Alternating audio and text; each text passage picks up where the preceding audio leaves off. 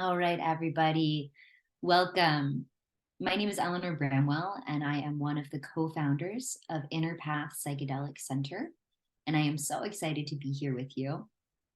Microdosing is such a profound journey, and it can support people who are hanging on by their fingernails, and it can support people who are ready for leveling up and spiritual awakening.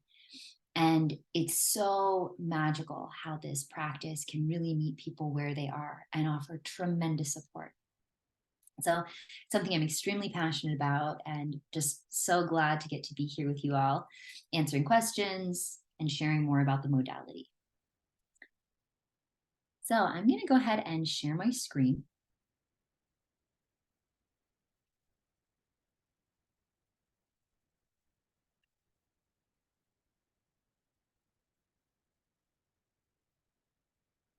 It's about to happen, I promise.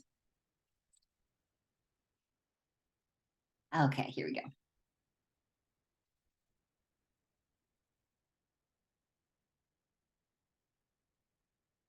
Okay. So this is a sort of introduction to microdosing or microdosing 101. And it feels really important to name that psychedelics, when used responsibly and with proper caution, could be for psychiatry what the microscope is for biology or the telescope is for astronomy. These medicines have the opportunity, when used with the appropriate set and setting, to help change our entire culture, our entire inner landscape at this time. And we are so lucky that things are legalizing and we are gaining safe legal access to these medicines.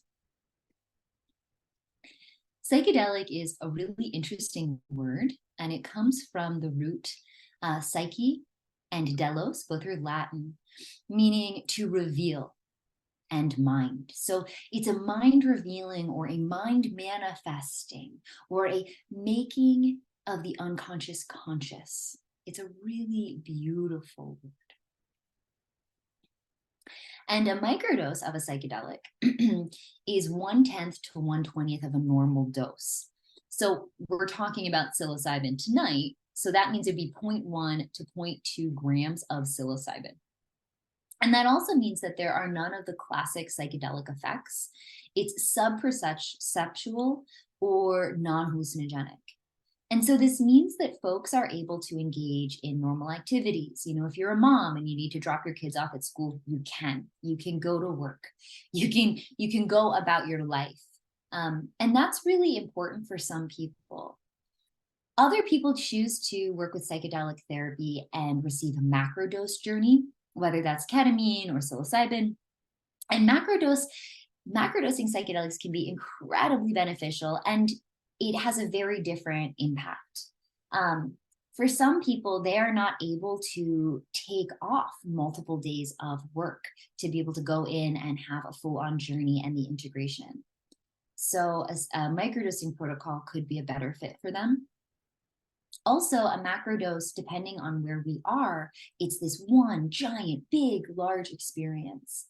And for some people, having a tiny little bit of change over many days and many weeks creates a more sustainable shift. Whereas for other people, the macrodose, really having a profound experience, is what they need for the next step of their transformation. So just to delineate microdosing and macrodosing.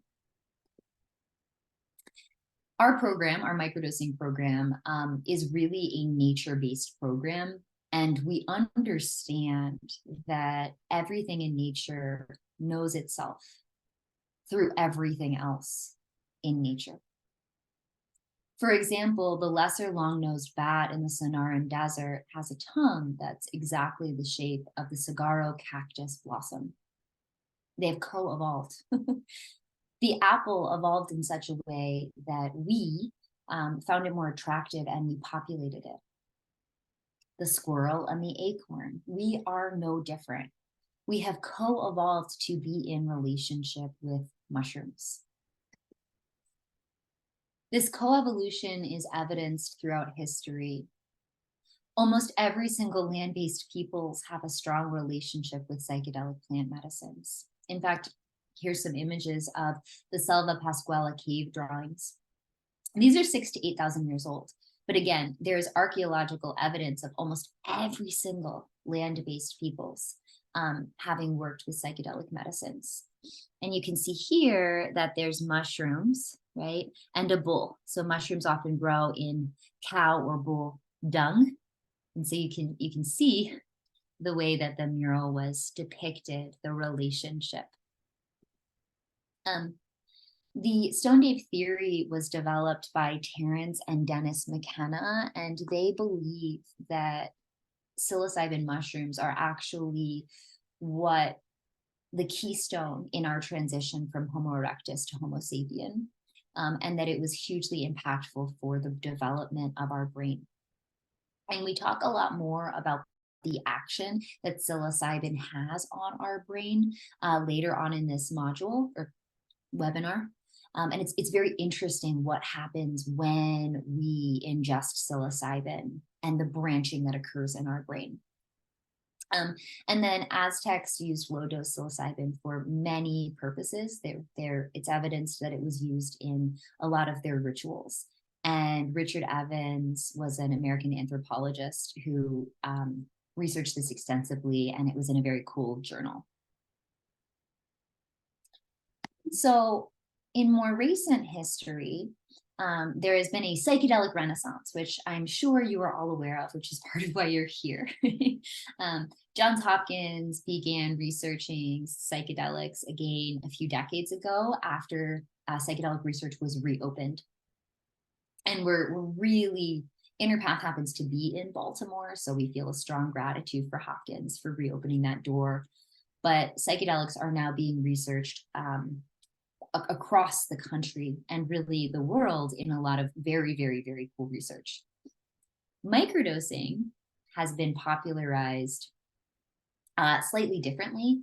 It really started gaining popularity with Albert Hofmann, and then the popularity and the awareness of it picked up in 2015 when the Rolling Stones magazine and Forbes magazine posted an article about the third wave.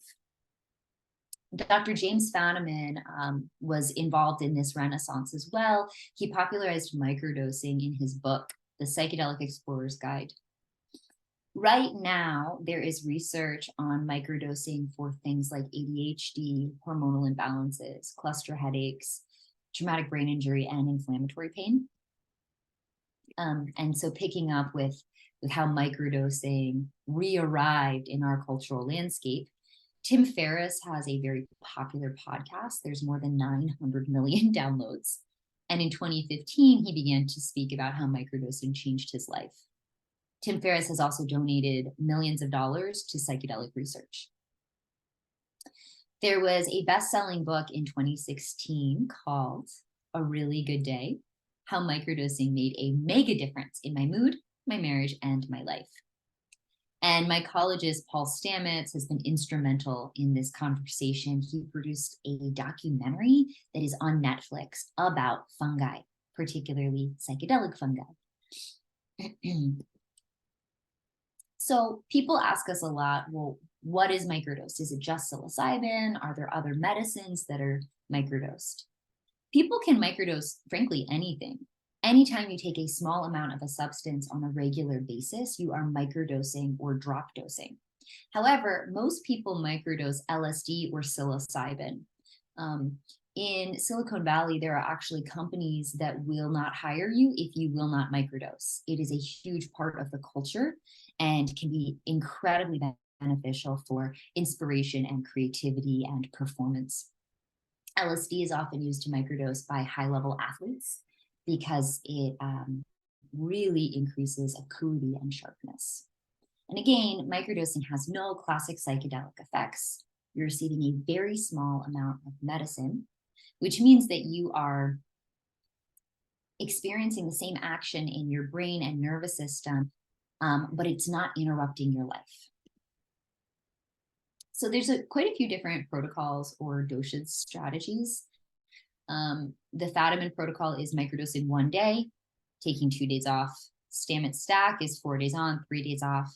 Psychology suggests 5 days on and 2 days off. Now, this is really individual for different people. I'm a consultant for psychology also. And one of the reasons that we use the 5 days on and 2 days off strategy is if someone hasn't worked with psilocybin before, it's a way of introducing their body and system to the medicine. And it can take more consistent medicine to start to experience the benefits. If someone has had a heroic journey or a macrodose, then those people, we tend to start on a protocol where they're receiving psilocybin once every 3 days or less often. Psilocybin is also a metabolite. And so some of this depends on people's individual constitution, how fast their metabolism is, how sensitive they are. And so the protocol that you're using, the dosing schedule, it's great to work with a coach. They can help you figure out which dosing protocol really sets your individual system up for success. And if anyone has questions a little bit later, we are going to have space for all of the questions. I'm so sorry. Let's try this again. Oh, there we go. Okay. So there's an opportunity to stack as well. Stacking is combining the microdose with other functional mushrooms or medicinal mushrooms or other herbs that can really support the body. So for example, some people may stack their psilocybin with ashwagandha, which is helpful for the nervous system. Or some people will stack with lion's mane and niacin. That's the Stamets stack. And those two substances are thought to support the cognitive function and the neurogenesis, which really means helping the brain become more neuroplastic. I'm going to go back. Someone asked to take a look at the stacking dosing schedule. Whoops. There you go. And so, and the reason you take time off is because that's a tolerance break. That's giving the system an opportunity to not build a tolerance to the medicine while you're building relationship to the medicine. You're welcome. Okay. So people ask, well, how do I microdose? And there is a tremendous amount of research coming out on microdosing, and there's not one way. But what is consistent is that when we microdose to create lasting change in our life, it's important to prepare. It's important to observe what's happening. It's important to calibrate, and then it's really important to integrate.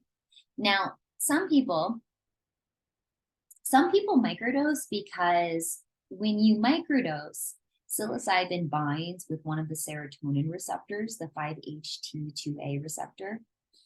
And so you'll feel better. Your window of tolerance will be greater. And if you have a change in your job or a new baby or the death of a parent or you're moving, microdosing can be really beneficial just to give you a little bit more support.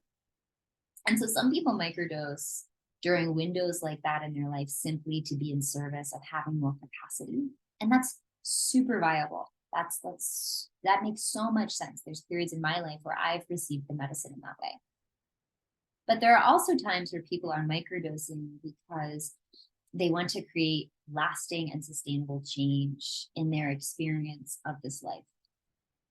And so all of the research that's coming out right now shows that if you're microdosing, you'll feel better while you're doing it.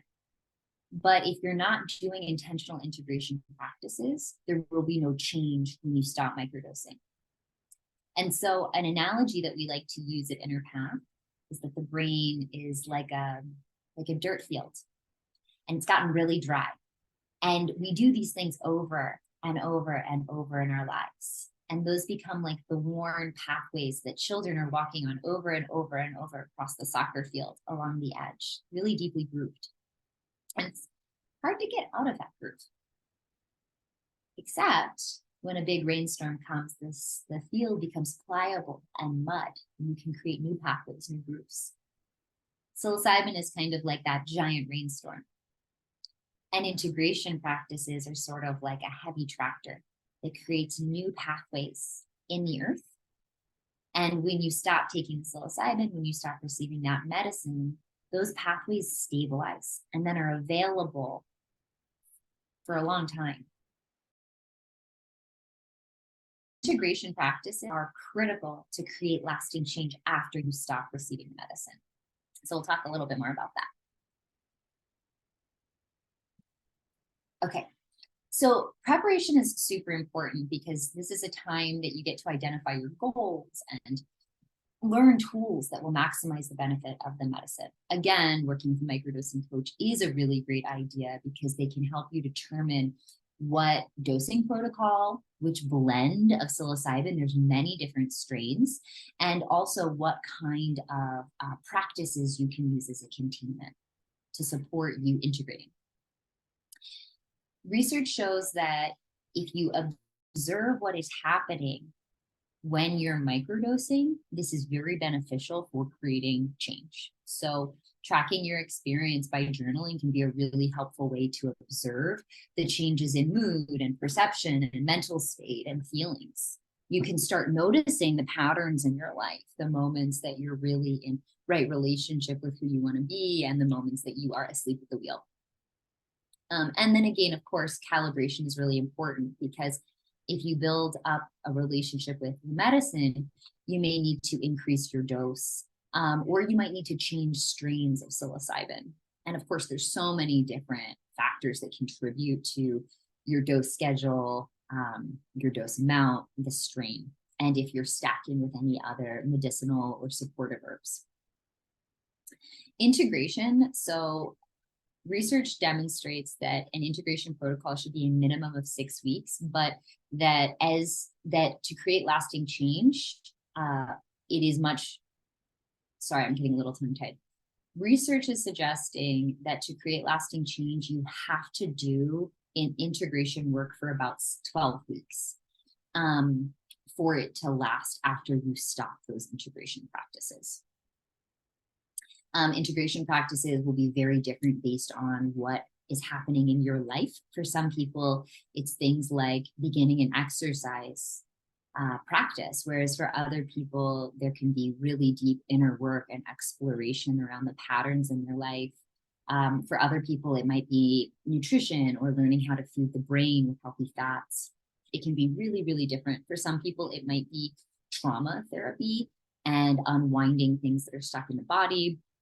It just depends on who you are and where you are in your life.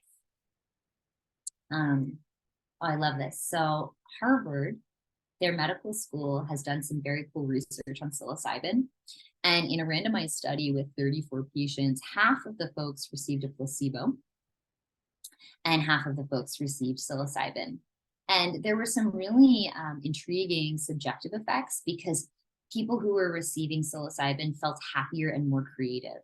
And there were changes in brainwaves recorded on an EEG machine. So we are seeing that there is changes neurologically.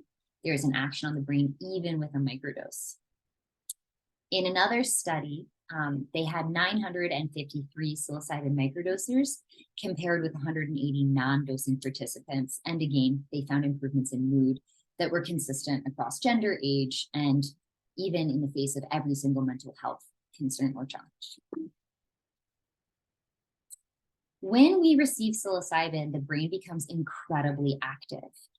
It floods the brain with BDNF, brain-derived growth neurotrophic factor, which is like miracle growth for the brain. Research is showing how 30 minutes after receiving psilocybin, hemispheres of the brain begin communicating with other hemispheres of the brain that normally do not communicate at all. So it's a very alive and active and neuroplastic time in the brain. Neuroplasticity is a term used to denote the tendency for the brain to keep developing, changing, and potentially healing itself. And, this is a really exciting time in the field of neuroplasticity. We used to believe that at a certain point, the brain stopped developing. And so if someone, for example, had a stroke, we would work with them for a few days, and then we would say, we're so sorry, there's nothing we can do. And we now, if someone goes through and experiences a stroke, we work with these patients in intensive physical and occupational therapy, and they learn how to use whole new regions of their brain. They recruit whole new sections of the brain to do things like lift an arm. There's research that shows MRI scans of taxi cab drivers before and after they learn all of the streets in London, and their brain has completely different neural pathways. And so we now know that the brain is continuing to evolve and change and shift through our whole lifetime. We are constantly making new brain cells. And there are things we can do to increase the brain's ability to change itself, like microdosing. So again, psilocybin dumps BDNF, brain-derived growth neurotrophic factor, which really helps the brain grow. And it encourages the differentiation of neurons and synapses. And again, this is happening even in small amounts like microdosing, not just with macrodoses. There's also the reality that when psilocybin makes contact with our brain or our nervous system, there is a branching that occurs. So this also happens when psilocybin makes contact with the mycelial network of mushrooms in the forest or with the roots of other plants in the forest. And so when psilocybin comes into contact with our brains, our nervous systems, or the root systems or mycelial systems of plants, there is this branching that occurs.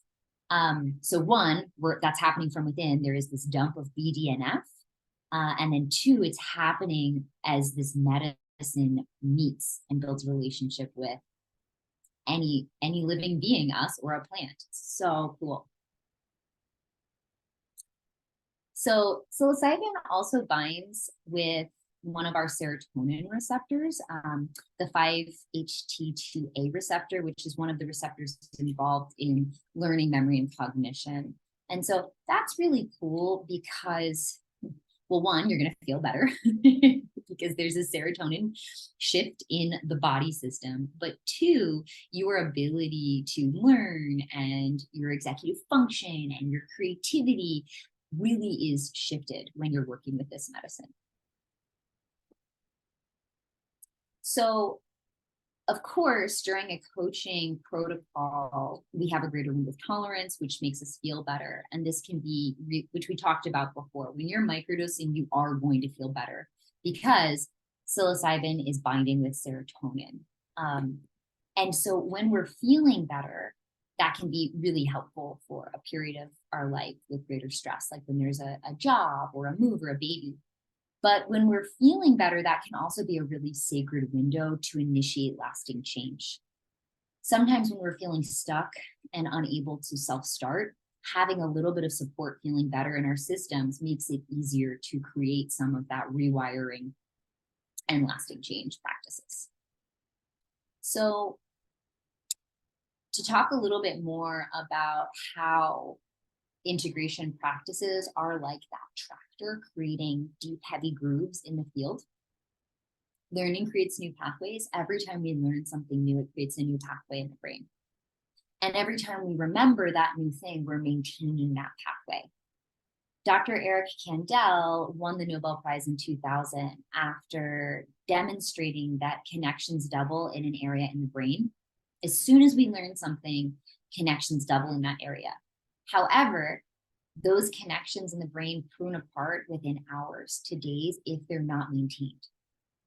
So every thought, well, I'll stop right there. Well, actually, no, I'll keep it. Every thought we have floods the body with hormones. Anger, it's not an idea. It's the heat in our system. It's the bracing of the muscles. It's the contraction of the gut. And we're thinking about 60 to 80,000 thoughts per day, which means unconsciously we're locking in the weather system of our experience of the world. And so some of the integration practices we do, we are literally rewiring the brain, which means we're changing our hormonal baseline, which means we're really changing the emotional landscape that we are existing within in our bodies. It's really wild. There's research that had folks doing gratitude practices multiple times throughout the day. And they did blood draws at the beginning of the research and at the end of the research, and their cortisol was much lower. It's pretty wild. As we start to create a new pathway, if the pathway becomes grooved enough, then we unconsciously start moving down it. And that can have really big implications. If we have a pathway in our brain where we have a lot of self-negative referential thoughts, unconsciously we're flooding the body with hormones that are reaffirming that. And so psilocybin microdosing really gives us a chance to rewire patterns like that and create new patterns, which means we will feel very different in our day-to-day life. And again, a lot of this is autonomic and unconscious. So we do have a microdose program that's starting. It's starting January 9th. It's an 8-week group healing container. It has a manual and a self-reflection journal. And then it also has, so these eight sessions are in a group. There's group education and group processing. And then there's 3 one-on-one coaching sessions that are really tailored to support your journey. And for the folks that are here as part of this webinar, we will be offering a $250 off coupon promo code for anyone who wants to join this group. We'll share a little bit more about the program. It's an IFS, somatic and nervous system informed approach to microdosing, which is really very, very cool. And so internal family systems, or IFS, is one of my favorite therapeutic modalities. It's a really cool clinical practice that takes like 3 years to train in to become a level 3 IFS practitioner. But it also is a shamanic practice that has been sort of reformatted to fit for our people at this time. And the concept is that if you have a diamond, it is essentially a diamond. It just is. And mud can cover the diamond. But if the mud gets washed off the diamond is still its essential diamondness. And we are the same way. We have this essential part of us that is really us, the one in us that is the most us. And that part of us can be covered with coping strategies, with manager patterns, with protection mechanisms. And IFS is this really cool process that allows us to learn how to remove some of those strategies and reveal more of who we really are. That allows us to unburden some of the places in us that are hurt or scared or vulnerable. Again, revealing more of who we are. So our microdosing program, the 7 sessions have psychoeducation, like learning tools to help your nervous system regulate, like all kinds of things that will really help you live a healthier life. We do a lot of work with sleep and nutrition and all of that sort of stuff. And the one-on-one coaching sessions are through, all of our coaches are IFS trained, which means that it's this really, really, really beautiful journey to learn more about who you truly are. And we match each participant with the right coach. Like one of our coaches is also a nutritionist. One of our coaches is also a trauma therapist. So we match folks with the coach or therapist that really carries the skill set that will help them the most in their one-on-one sessions. And then we all come together for that 8-week journey where we meet once a week for educational sessions. And then there's a really beautiful at-home journal that has practices to support you in creating the lasting change that you're ready for after the program ends.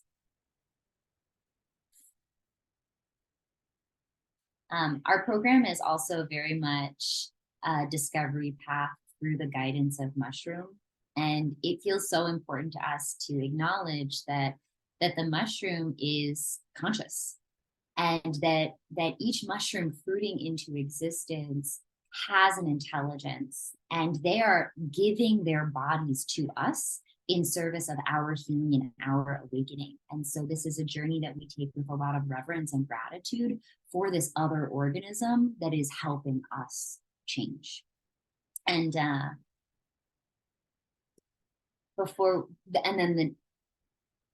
so it's also important to explore who microdosing is for. There are some people who should not microdose. There are some risks. For example, folks that are receiving other drugs or prescriptions.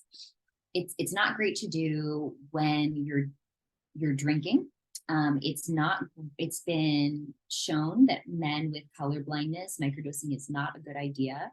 Microdosing is not recommended for folks who suffer from tinnitus or paranoia or suspicion. For folks who have a family history or personal diagnosis of bipolar 2, for folks who are going through periods of intense emotional instability, and again, in combination with certain medications like tramadol. That said, microdosing has very little risk. If you look at this research, alcohol, heroin, crack, LSD, MDMA, mushrooms have the lowest risk of harm. The blue denotes harm to the user of the medicine or drug, and the orange denotes harm to another person. So there is very, very, very little risk using this medicine.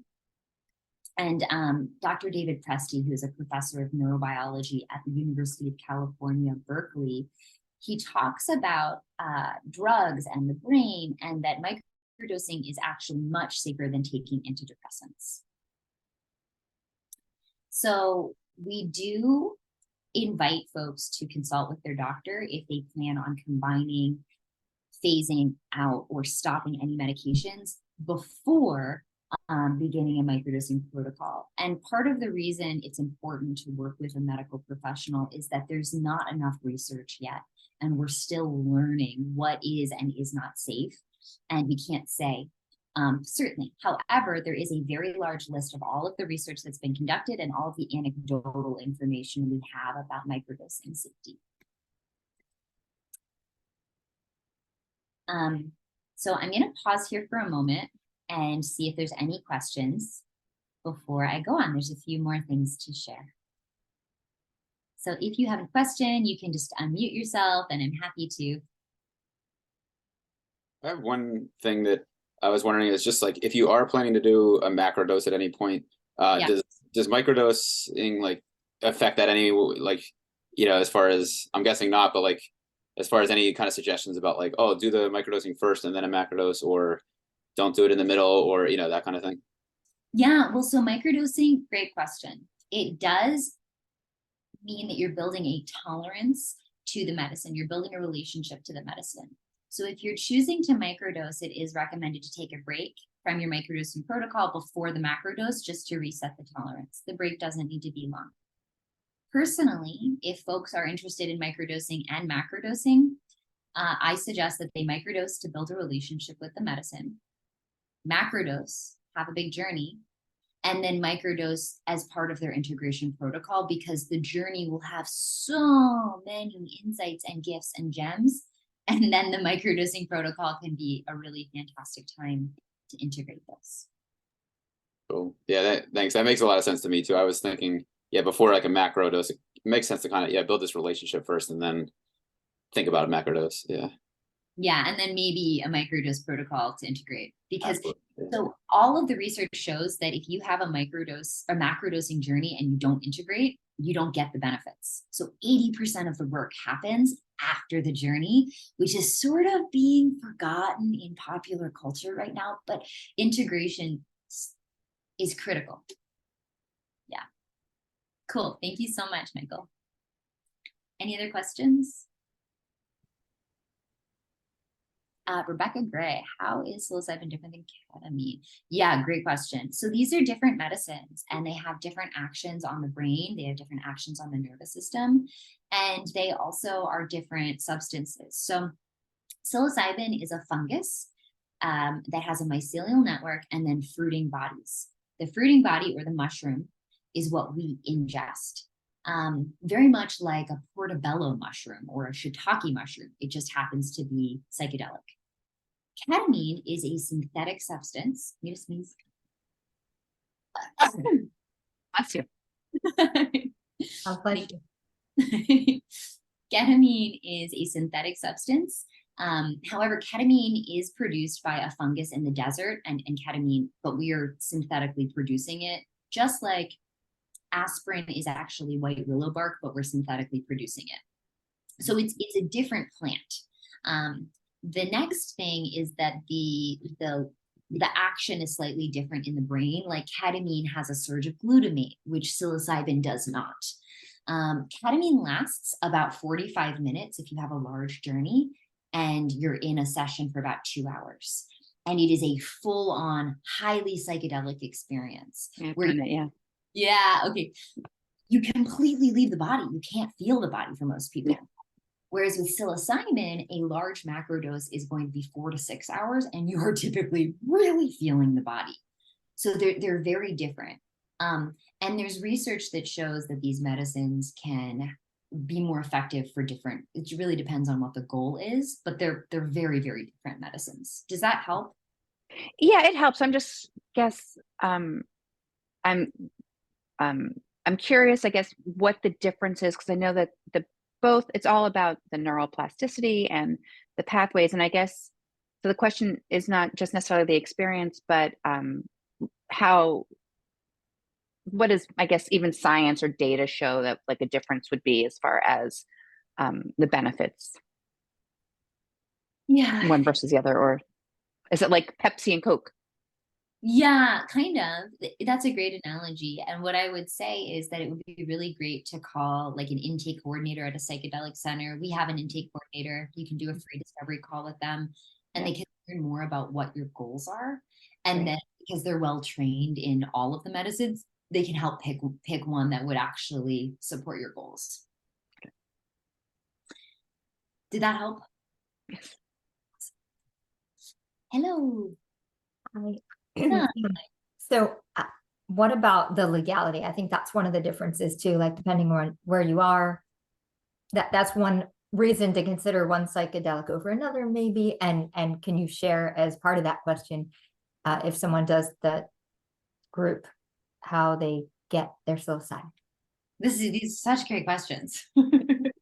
Okay, so right now ketamine is clinically and federally legal in all of the states. It just is. You have to go and have a consultation with a medical doctor and get prescribed. And then you have to have a consultation with a therapist, and the therapist will diagnose whatever mental health criterion you have.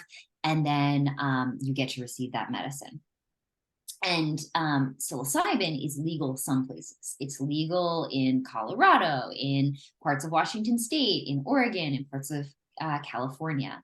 And so in those places, you can go to a therapy center and you can receive psilocybin therapy legally, again, with a prescription. In Australia, it's legal in all of Australia. In other places in the United States, psilocybin is decriminalized, which means you can walk into a dispensary in Washington, D.C. and buy psilocybin legally and go home with it. So psilocybin is a medicine that in some places is very clearly legal. In other places, there's a little bit more of a gray area. So most folks who decide to microdose psilocybin, they buy it from somewhere where it's legal. Like there's a company in California that legally grows them and can mail them to you. So you're buying something that was grown legally, sold legally, and then you're just buying it. And so what we at InnerPath do, the way that we navigate this, is we don't sell psilocybin. We don't prescribe psilocybin. However, we understand that people will be microdosing, and we take a harm reductionist approach in that if you're going to be working with this medicine, we really want to help you do it well. So we offer coaching for folks who are choosing to work with the medicines. And then they connect you with whoever can ship it to you. Is that? Yeah, make recommendations for sure. Mm-hmm. Okay. Mm-hmm. And like, for example, the one company in California that we have a relationship with, these women grow the medicine with such deep integrity. We really trust them. And the other reason we like this company is because they have several blends, and some, just like with cannabis, some cannabis is better for folks that have anxiety, and some strains of cannabis is not ideal for folks that have anxiety. Very different actions. Psilocybin's the same. And so this particular company has different strains that, and again, like if you work with, do a discovery call, they will help match you with a strain that's actually probably going to work really well for your system. Mm-hmm. And then similarly, you get to continue building relationship with that mushroom and that strain. Whereas if you buy from a dispensary in DC, when you go back the next time, they might not have the same strain. Right. And I have another question. I don't want to take this over. But the 8-week course, right? The 8-week program that you guys have, it's virtual. So everything is virtual. And is that including the coaching sessions, or can some things be done in person? Yeah, totally up to you. So the coaching sessions can happen in person at Inner Path if you happen to live in Baltimore. If you happen to live somewhere else in the world, you can do those virtually as well. Okay. But the group part is virtual because we often have a lot of folks join it who aren't in Baltimore. That's, yeah. Mm-hmm. Okay. And you do ketamine in Baltimore too. Oh, thanks. Yes. And Inner Path definitely offers ketamine. And we also offer cannabis coaching in our center in Baltimore. Cool. Any other questions?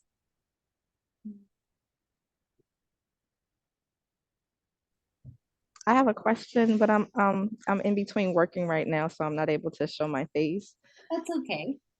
Thank you. I'm really grateful for this presentation and just grateful for the information and the support around microdosing. I know that it is transformative and life-changing for sure. There were a bunch of folks that I invited to attend tonight, but I don't think they were able to make it. Is there a way that we can get access to this recording? Yes, exactly. We will, anyone who registered for this webinar, we will send out the link to them so you can watch the recording afterwards. So you'll receive it and you can share it with people in your life because you'll have a link. Mm-hmm. Okay, thank you so much. Oh, of course, totally. I have one more question. You know me, I know about cannabis, but I don't know a lot about microdosing. So what about, so you talked about some of the benefits of microdosing. What are some, like, are there any negative side effects, things you might feel like nauseated, or I don't know, like I know some people talk about when they're doing a macrodose, they have stomach issues. That's exactly right. That is a slide in the presentation. I can pull it up right now. So, okay. So for some folks, they will have fatigue and just be exhausted or difficulty sleeping. Some folks experience headaches. Some folks experience nausea or upset stomach. Some people feel more emotional, and some people feel more anxiety or paranoia. Now, again, this is part of why it's really important to work with a coach, because some strains of psilocybin you take before bed and they help you sleep. If you are experiencing depression, that's probably not the right strain for you. Some strains of psilocybin, huge surge of energy. If you're experiencing a lot of anxiety, that's probably not the right strain for your system at this time. So working with a coach, a lot of these risks can be mitigated. Same thing for nausea. People who experience nausea, what we often recommend they do is they empty the capsule out so the dehydrated mushroom can blossom in water. They add some lemon and honey and ginger, and they tend not to have nausea anymore, because the experience of anything dehydrated blooming in the belly can cause nausea, of course. And it's a dehydrated mushroom, right? So we prehydrate it. There's other tricks that we can use. I would say, like, in the hundreds of people we worked with microdosing, there has not been anyone who has had one of these things come up that we were not able to work with. For example, if there is a greater experience of emotions, psilocybin, it decomposes things. Mycelium decomposes things in the forest floor, and sometimes stuck stuff gets decomposed. Sometimes we'll pause microdosing for a week or two and do some work around what's coming up, and then we start microdosing again. And it's in service of the bigger conversation, you know? If there's a little bit of anxiety, sometimes we take down the amount of the dose from 0.2 to 0.1. You know, if someone feels like nothing's happening, sometimes we increase the dose. Great question, Laura. Thank you. Stephanie, I see a hand.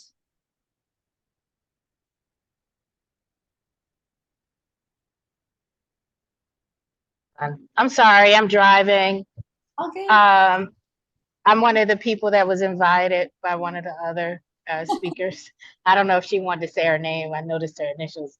But I missed the beginning part of the program, so you may have addressed this.